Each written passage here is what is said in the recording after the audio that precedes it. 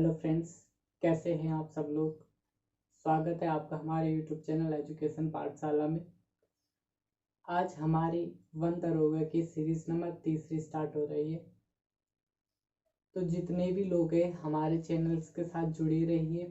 आपको महत्वपूर्ण क्वेश्चनों की सीरीज आपको प्रोवाइड कराई जा रही है, जो कि आपके प्रीवियस क्वेश्चन एग्जाम्स में पूछे जा चुके हैं और आने वाले वन दरोगा के लिए एक महत्वपूर्ण क्वेश्चनों का संगठन किया जा चुका है। ठीक है, तो आइए आज का पहला क्वेश्चन देखते हैं।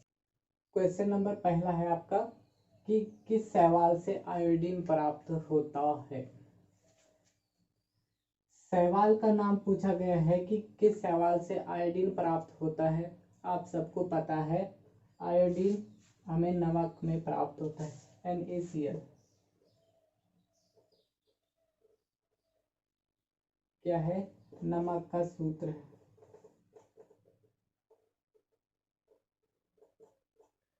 ठीक है, हमें कहा जाता है कि आयोडीन युक्त नमक ही लें खाने में, ताकि जो हमें घोंघा रोग से बचा के रखे, गल घोंटू जिसे बोलते हैं। ठीक है, तो ये क्वेश्चन भी यही पूछ रहा है कि किस कौन से शैवाल से आयोडीन प्राप्त होता है। जो हम नमक लेते हैं ना, उसमें जो आयोडीन हमें मिलता है कौन से शैवाल से मिलता है।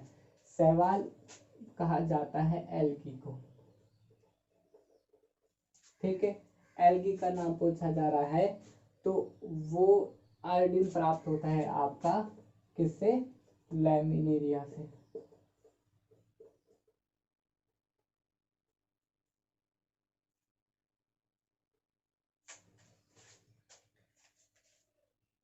शैवाल आयोडीन जो प्राप्त होता है वो होता है लैमिनेरिया नामक शैवाल से, एल्गी से। ठीक है, पहले का आंसर क्या है हमारे पास कि किस शैवाल से आयोडीन प्राप्त होता है, तो आंसर है आपका लैमिनेरिया। लैमिनेरिया एक शैवाल यानी कि एल्गी का नाम है। ये लैमिनेरिया जो हमें नमक में आयोडीन प्राप्त होता है, उस आयोडीन को नमक में मिलाता है। नमक खारे पानी से प्राप्त होता है और उसी खारे पानी में ही लैमिनेरिया शैवाल प्रेजेंट होता है, जो नमक में आयोडीन नमक को आयोडीन युक्त बनाता है। ठीक है, तो अब चलते हैं क्वेश्चन नंबर 2 की ओर। ठीक है, क्वेश्चन नंबर 2 पूछा जा रहा है कि सरगासो समुद्र कौन से महासागर का हिस्सा। कि ये जो सरगासो समुद्र है कौन से महासागर का हिस्सा है। ये क्वेश्चन मैंने क्यों पूछा है, ये आपको आगे भी बताता हूँ कि क्यों पूछा था। सरगासो समुद्र कौन से महासागर का हिस्सा है, तो इसका आंसर क्या होगा?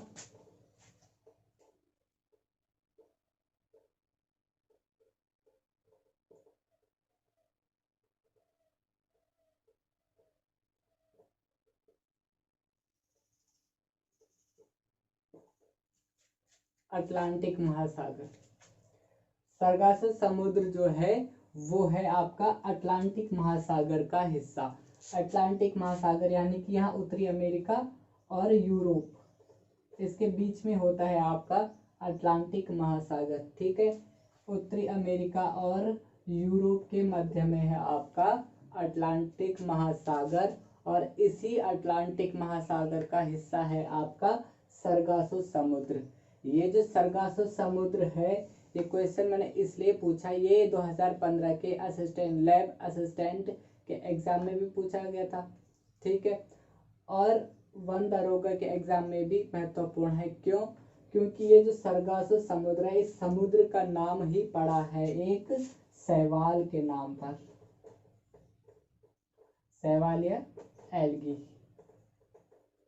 ठीक है, इस समुद्र का नाम शैवाल या एल्गी के नाम पर पड़ा है। सरगासो का जो मतलब होता है, सरगासो एक घास एल्गी होता है जिसे पुर्तगाली भाषा में नाम दिया गया है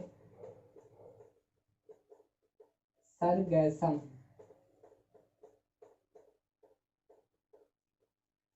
सरगैसम पुर्तगाली भाषा में एक घास का नाम है सरगैसम, जो एल्गी का पार्ट्स है, एल्गी के अंतर्गत आता है वो घास, उस एल्गी या शैवाल के नाम पर ही ये जो समुद्र है उसे नाम दिया गया है सरगासो समुद्र। और शैवाल जो पार्ट्स पढ़ाए जाते हैं, शैवाल का जो अध्ययन आता है वो आपके बॉटनी के अंदर आता है। और बॉटनी हम क्या है, वन विभाग के हर एग्जाम का एक महत्वपूर्ण हिस्सा होता है। ठीक है। और सरगासो ये किसमें 2020 में जो पशुधन प्रसार अधिकारी का एग्जाम है उसमें भी पूछा जा चुका है। और 2015 का जो असिस्टेंट लैब टेक्नीशियन का जो एग्जाम हुआ था उसमें भी पूछा गया था। ठीक है। इसलिए ये आपके लिए भी महत्वपूर्ण होता है कि सरगासो समुद्र कौन से महासागर का हिस्सा है, तो वो है आपका अटलांटिक महासागर का हिस्सा। ठीक है।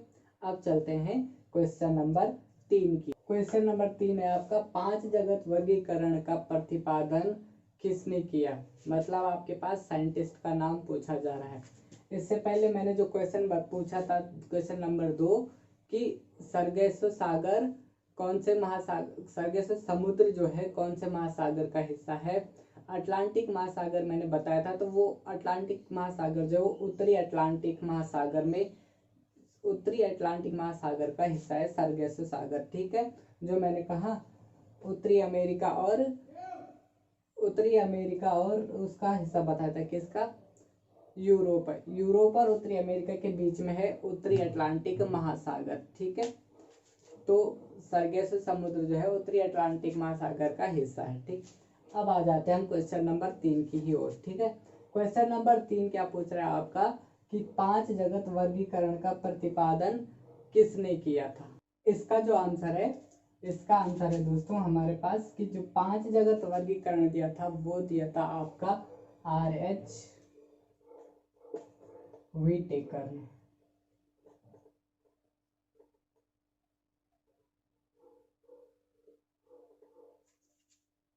RH व्हिटेकर ने दिया था आपका 5 जगत वर्गीकरण।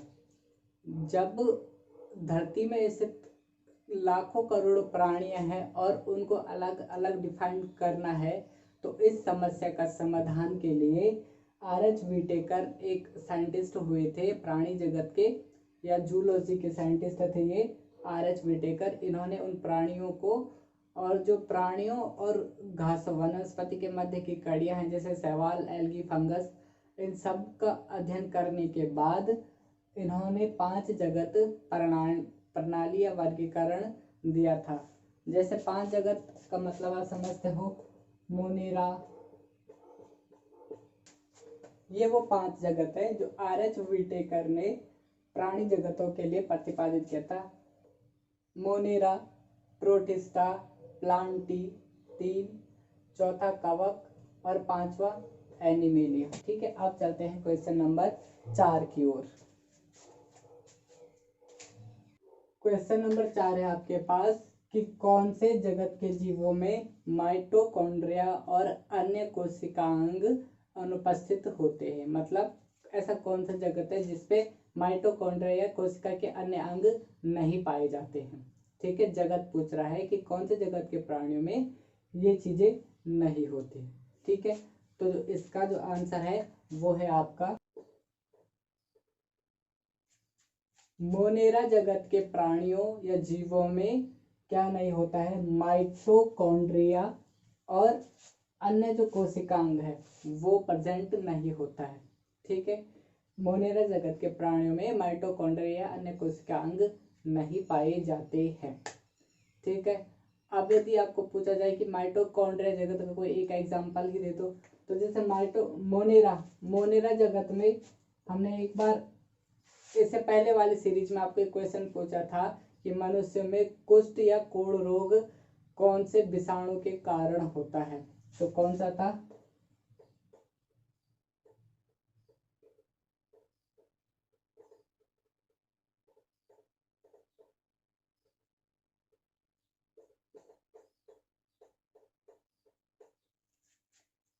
Mycobacterium leprae.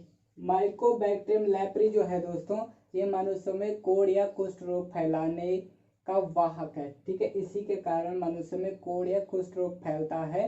ठीक है। और ये जो माइकोबैक्टीरियम लेप्री है मोनेरा जगत का प्राणी है। ठीक है। मोनेरा जगत का प्राणी है ये माइकोबैक्टीरियम लेप्री जो एक विषाणु है। ठीक है।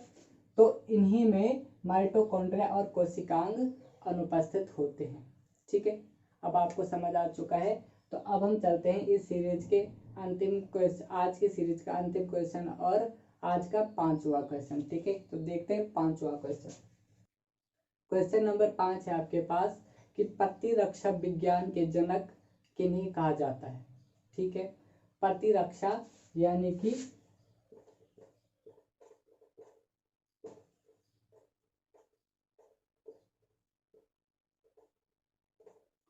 इम्यूनोलॉजी, फादर ऑफ इम्यूनोलॉजी कौन है, या प्रतिरक्षा विज्ञान के जनक किन्हें कहा जाता है, तो वो कहा जाता है दोस्तों आपका एडवर्ड जेनर को। एडवर्ड जेनर को माना जाता है प्रतिरक्षा विज्ञान या इम्यूनोलॉजी का जनक। ठीक है, एडवर्ड जेनर, ये वही एडवर्ड जेनर है जिन्होंने क्या किया था 1976 में, कब 1976 में चेचक के टीके की खोज की थी। चेचक के टीके की खोज किसने की, ये क्वेश्चन आपको हर एग्जाम में देखने को मिलता है, चाहे वह जनरल सिलेबस का एग्जाम हो, चाहे आपका बीपीडीओ अन्य पुराने पेपर आप देख लीजिएगा, ये क्वेश्चन काफी ज्यादा पूछा जाता है। बीएड के एंट्रेंस एग्जाम 2018 और 2016 के इसमें ये क्वेश्चन पूछा जा चुका है कि चेचक के टीके की खोज किसने की, तो वो की थी एडवर्ड जेनर ने। ठीक है, कब की, तो 1976 में की थी। और इन्हीं एडवर्ड जेनर को माना जाता है प्रतिरक्षा विज्ञान या इम्यूनोलॉजी के फादर। ठीक है, तो आज की सीरीज को हम इतना ही रखते हैं, मिलेंगे आपको एक और सीरीज के साथ। ठीक है, तब तक आप अपना ध्यान रखिए। थैंक यू क्लास आज के लिए, मिलेंगे नेक्स्ट क्लास में।